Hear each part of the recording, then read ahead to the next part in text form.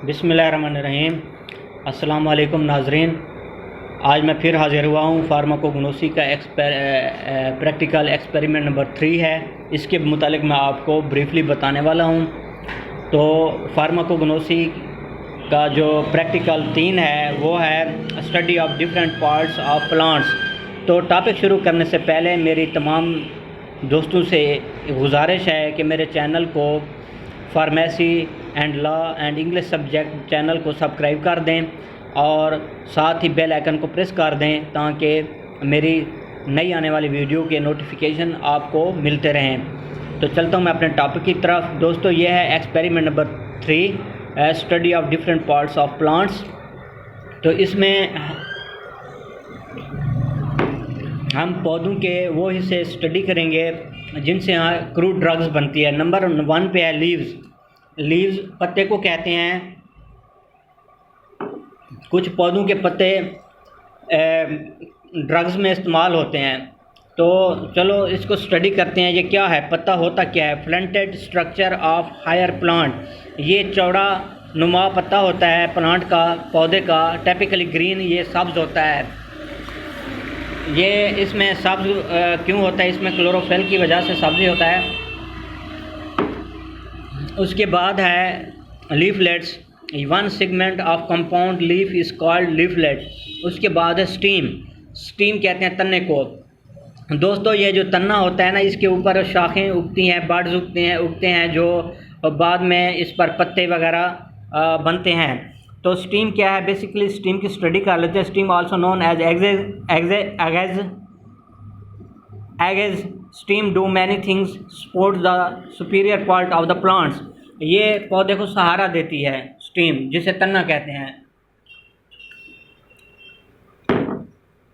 Actually तन्ना जो होता है, इसके ऊपर जो छाल होती है, बार्क होती है, नीचे जो लकड़ी होती है, इसको हम तन्ना कहते हैं।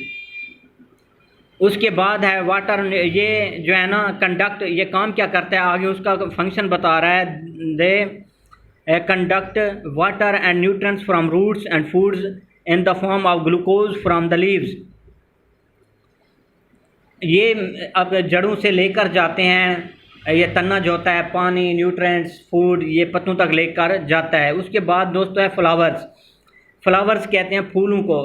आपने अक्सर देखा होगा जो पौधे होते हैं मुख्तलिफ़ किस्म के, उन पर फूल उगते हैं, मुख्तलिफ़ कलर के होते हैं। किसी का सब्ज़ कलर का होता है, किसी येलो कलर में। ये फूल भी हम ड्रग्स में इस्तेमाल करते हैं। और ये देखें, अक्सर fruit is also known as flower is the reproductive part of the plant. अभी यहाँ पर लफ्ज़ इस्तेमाल हुआ है reproductive part. Reproductive part means ये तौलीदी निज़ाम होते हैं फूल। अक्सर मैं आपको मिसाल दूं, गांव में जो सुंबल का दरख्त होता है ना, उसके फूल होते हैं। फूल जब अंधारी में वो हवा में बिखर जाते हैं, जब वो बिखर जाते हैं तो वो किसी ज़मीन पर गिरते हैं, वहाँ पर पौधा एम्ब्रियो बन जाता है। तो इसका मतलब ये हुआ ये जो फ्लावर्स हैं ये भी इसको हम reproductive part of the plant कह सकते हैं। उसके बाद है दोस्तों फ्रूट्स। फ्रूट्स की हेडिंग आप इसको इस तरह स्टडी कर सकते हैं। It is also known as pericarp. इसको पेरिकार्प भी कहते हैं। Fruit consist of 3 layers. The outer layer is epicarp और exocarp, middle layer is mesocarp and inner part of fruit known as endocarp. ये बता रहा है कि फल के 3 हिस्से होते हैं। एक को हम एंडोकार्प कहते हैं जो लास्ट इनर लेयर होती है। उसके बाद मेसोकार्प भी होता है और एपिकार्प भी कहते हैं। 3 लेयर पे होता है ये जो फ्रूट्स है, 3 लेयर पर मुश्तमिल होता है। उसके बाद है पल्प बेसिकली क्या चीज़ है? पल्प वो इस चीज़ को कहते हैं, ये जो जैसे आम है ना, आप आम का फ़र्ज़ करो आप आम का ऊपर से छिलका उतार देते हैं, नीचे से उसकी गुठली भी आप निकाल लेते हैं। जो दरमियान वाला हिस्सा है जिससे हम जूस निकालते हैं उसको हम पल्प कहते हैं। आगे है सीड्स। Seed is small. ये जो पल्प है ये भी हम ड्रग्स में इस्तेमाल कर सकते हैं। सीड्स ड्रग बनाने के लिए इस्तेमाल होता है। सीड्स बेसिकली सीड्स क्या चीज़ है? ये अमूमन एम्ब्रियोनिक प्लांट होता है जिससे हम पौधा उगा सकते हैं। इसके ऊपर covering called the seed coat. Cover होता है, सीड कोट कहते हैं जिसको। मसलन आम है ना, आम की गुठली आप तोड़ें नीचे से एम्ब्रियोनिक प्लांट निकलेगा। तो ये जो कवरिंग लकड़ी की होती है, ऊपर कवरिंग कोट होता है, इसको सीड कोट कहा जाता है। Usually with some stored foods the seeds of many plants are used for medical purpose. ये भी वही बात कह रहा है कि फ्रूट्स भी मेडिकल पर्पस के लिए इस्तेमाल कर सकते हैं। सीड में be within fruits are sometime used are their own. आगे है दोस्तों रूट्स। रूट्स तो आप जानते हैं दोस्तों, इसका मतलब है जड़ें। ये जो जड़ें होती हैं, ये बेसिकली क्या काम करती हैं, ज़मीन के अंदर होती हैं। यहाँ से ये पानी ले जाती हैं और मुख्तलिफ पानी न्यूट्रिएंट्स वगैरह लेके पत्तों तक पहुँचाती हैं। आगे इन जड़ों को भी हम मुख्तलिफ मेडिकल पर्पस के लिए इस्तेमाल कर सकते हैं। दोस्तों आगे है बार्क। बार्क का मतलब होता है छाल। अमूमन आपने देखा होगा जो ख़तून हजरात होती हैं, ये मिसवाक करती हैं, ये पेस्ट नहीं करती, ये मिसवाक लेती हैं बाज़ारों से। तो ये जो मिसवाक है ये छाल का बना हुआ होता है। पौधों की जो छाल होती है, दरख्तों की जो छाल होती है, ये भी हम मेडिकल पर्पस के लिए इस्तेमाल कर सकते हैं।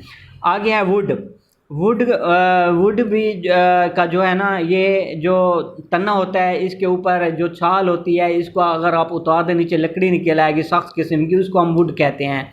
उसके बाद है bulb is defined of fleshy structure comprises of numerous layers of leaf bases. अच्छा, ये बात कह रहा है कि जिस तरह ओनियन नहीं है, प्याज की आप एक तह उतारो फिर दूसरी, ये वो बात कह रहा है। उनके भी जो होती हैं लायर्स होती हैं, वो भी हम गार्लिक का, जिस तरह गार्लिक है, ओनियन है, इनके भी हम ड्रग्स बनाते हैं। आगे राइजोम्स क्या चीज़ है दोस्तों, ये मैं आपको बताता हूँ। राइजोम्स ये ब्रिक जड़ें होती हैं जो रूट्स नीचे ज़मीन में जा रही हैं, फिर उससे ऐसे बाल नुमा, धागे नुमा छोटी छोटी वो निकलती हैं ज़मीन में, उसको हम राइजोम्स कहा जाता है। उनसे भी हम मेडिकल पर्पस के लिए उनको भी हम इस्तेमाल करते हैं। आगे हर्ब जड़ी बूटियाँ होती हैं, ये जिनमें तना नहीं होता, ये भी हम मेडिकल पर्पस के लिए इस्तेमाल करते हैं। Does not form would steam, वही बात आगे नहीं, जिसमें तना नहीं होता। Does not form would steam, ये है does not form would steam. आगे है एसेंशियल्स ऑयल। दोस्तों ये भी हम कुछ एसेंशियल्स ऑयल्स भी हैं जिनको हम, जो पौधों से निकलते हैं, उनको हम अपना मेडिकल पर्पस के लिए इस्तेमाल करते हैं। जैसे पिपरमेंट ऑयल है, और इसके अलावा कैम्फर, ये स्मेल जो हैं ये मुख्तलिफ पौधों की, ये हम निकालते हैं और वोलाटाइल ऑयल के लिए इस्तेमाल करते हैं मेडिकल पर्पस के लिए। आगे है दोस्तों fatty oils, non volatile vegetable oils. These are defined as non volatile vegetable oils that are pressed from seeds or fruits of the plants and are insoluble in water and leaves a spot on paper after drying. castor oil, sunflower oil, ये जो oil हैं ये इनको भी हम बाज़ औक़ात medical purpose के लिए इस्तेमाल करते हैं। जैसे सनफ्लावर ऑयल है, कस्टर्ड ऑयल है, इसके अलावा जैतून का ऑयल है, जो वो हम देखो अक्सर बाज़ औक़ात जिस्म को मसाज करने के लिए भी इस्तेमाल किया जाता है। इसके बाद है दोस्तों गम्स आप जानते हैं, गम्स और solids that are mixture of polysaccharides sugars, they are water soluble arabica gum. कुछ गम्स भी हम इस्तेमाल करते हैं किसके लिए, मेडिकल पर्पस के लिए।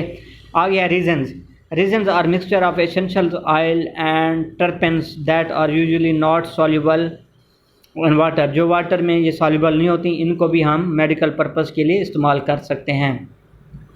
दोस्तों ये था आज मेरा लेक्चर नंबर 3, जो फार्माकोग्नोसी के प्रैक्टिकल नंबर 3 के मुतालिक था, study of different parts of crude drugs, जो मैंने आपको बताया है। उम्मीद करता हूँ ये बहुत आसान है, ये आप लोगों को याद हो गया होगा। और मेरे चैनल को सब्सक्राइब करना नहीं भूलना। ये आप लोग, अगर मैं आप लोगों के लिए इतना कुछ कर रहा हूँ, आपको थोड़ा बहुत ब्रीफ कर दिया है, थोड़ा बहुत नॉलेज आपको डिस्ट्रीब्यूट कर दिया है, तो आप मेरे चैनल को सब्सक्राइब ज़रूर करें। और नीचे कमेंट सेक्शन में अपने कमेंट्स भी दें, ताकि मेरी हौसला अफजाई होगी। मैं कल इंशाल्लाह एक्सपेरिमेंट नंबर 4 आपको रीड आउट करवाऊँगा। तो इंशाल्लाह ये आप अच्छी तैयारी हो जाएगी। थैंक यू, अल्लाह हाफ़िज़।